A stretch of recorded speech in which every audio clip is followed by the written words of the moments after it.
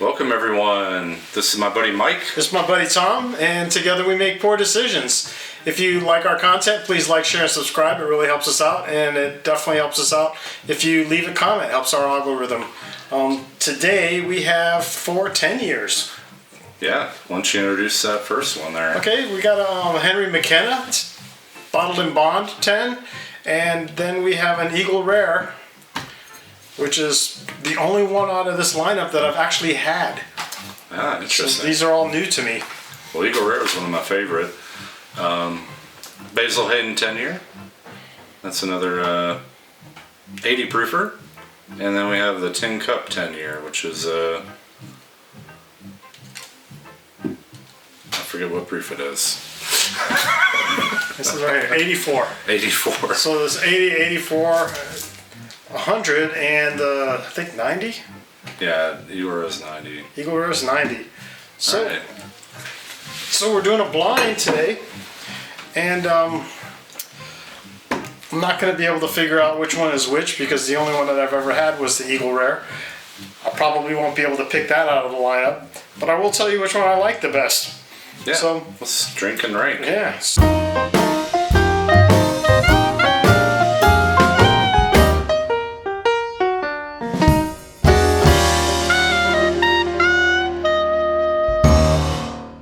Drink and rank. Yeah, starting with A. Well, Cheers. cheers.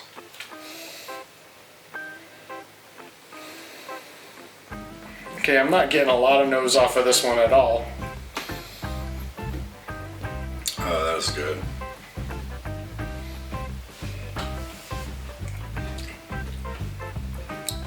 What it is, I get a lot of caramel and molasses, Yeah, caramel, like some and then licorice. baking spices in there. And then the licorice for sure at the end. That was nice. The nose is nice. The finish is great, and it just really good all the way down. Yeah, it's a good neat pour.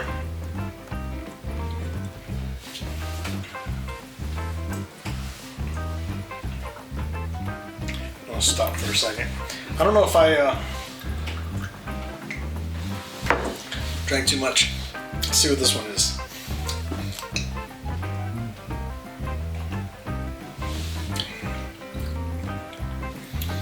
Also a nice pour, and it's very smooth. There's no harshness to that at all. Very smooth.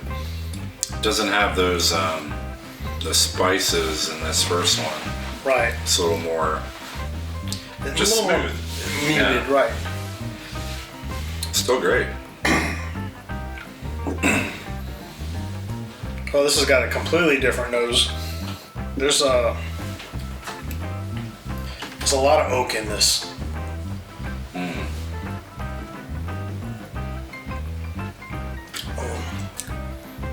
A lot of caramel, licorice, molasses. I don't know. I'm getting like bubble gum on the nose. Is that weird? Yes, It's like but the it's Hubba definitely, Bubba. it's definitely more oaky than the last two. I'm gonna guess I know which one that is. Just I'm gonna guess that this is gonna be the McKenna, only because it's bottled in bond, and I think it's because of the higher. A little higher one. proof. I'm guessing. We'll see when I finish here. I might change my mind in a second. Last show we changed our mind and I screwed it up. Always go with your gut. That's what they say. Yeah, unless your gut's throwing up over the toilet.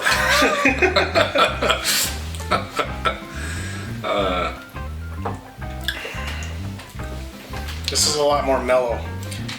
Yeah, I'm gonna guess that number 3 is the McKenna. I really don't know. It's been a while since I've drank these other than Eagle Rare, but I think I know which one Eagle Rare is. I'm guessing the Eagle Rare might be A. Yeah.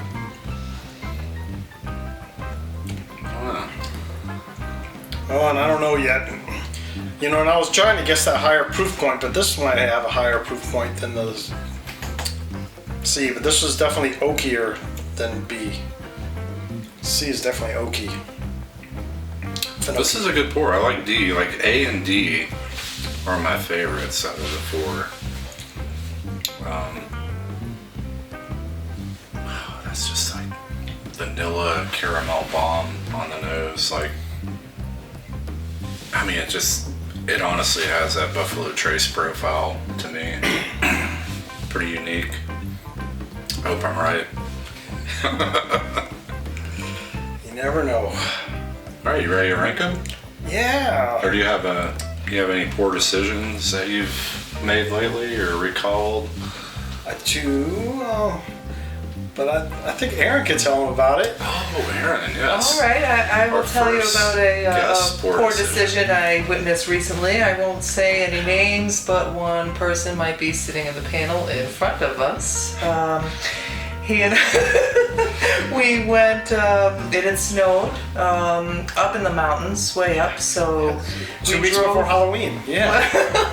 We drove up to the mountaintop to take some photos of the snow. Where we live in North Carolina, it's a pretty big deal when it does snow. And we were up there and we saw two young men in their 20s. They looked a little squirrely. They were in a little four-cylinder sedan, and Mike just kind of said, hey, how you doing? The Camry, yeah. And they had said that they were from Kentucky and they had never seen snow before.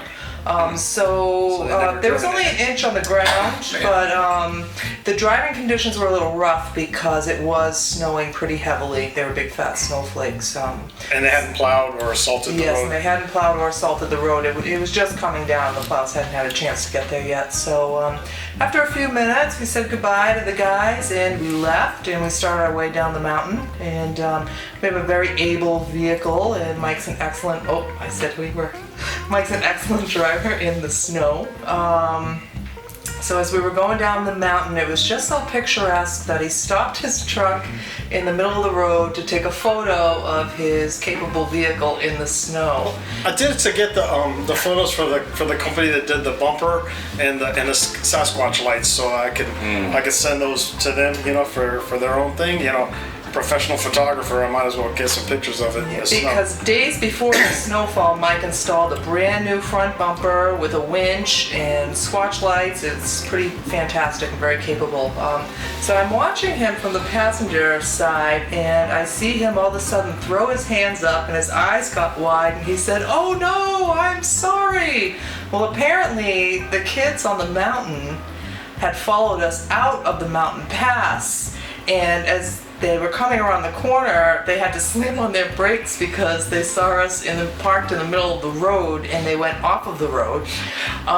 Into the ditch. Into the ditch, yeah. The nose of the car was buried in the ditch. However, luckily, Mike had installed the new winch on his vehicle, so he was able to pull these two young fellas out of the snowy ditch who were in a panic because they weren't even dressed for the snow, never mind had a vehicle or driving ability to get out of it. Never been in a snow before. Yeah, and Mike was the hero because he was able to pull these two kids out of the ditch. Also the one that caused the crash. You turned a poor decision into a heroic moment, which is very admirable of you. Like stopping in the middle of the road to take a picture of my car. But you got him out of the ditch, so cheers to that. All right. Well, I have ranked mine. I'll go these two. And I don't know, they're all great. There's nothing wrong with any of them. Again, I've only had Eagle Rare before.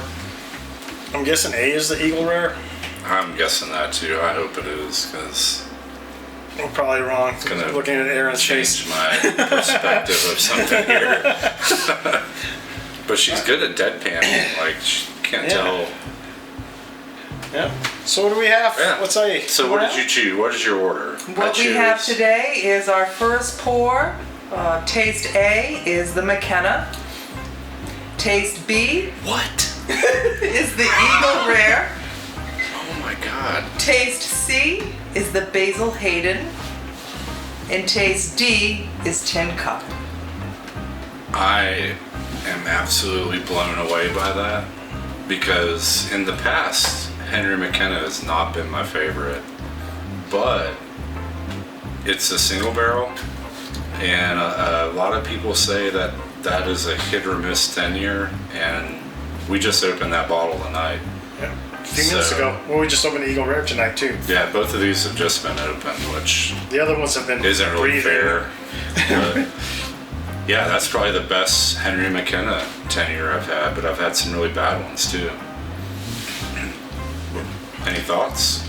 No, just That just blew my mind. easy to drink, all of them neat. That came in third for me, which is one of my favorite pours normally. Very surprising. Yeah. That's All one right, of my everyone. blends. Well, thanks for watching, and if you have any poor decisions, please leave them in the comments, and we'll possibly share them on one of our episodes. We appreciate you guys, and thanks for coming out. Cheers. Cheers, everyone. Like and subscribe.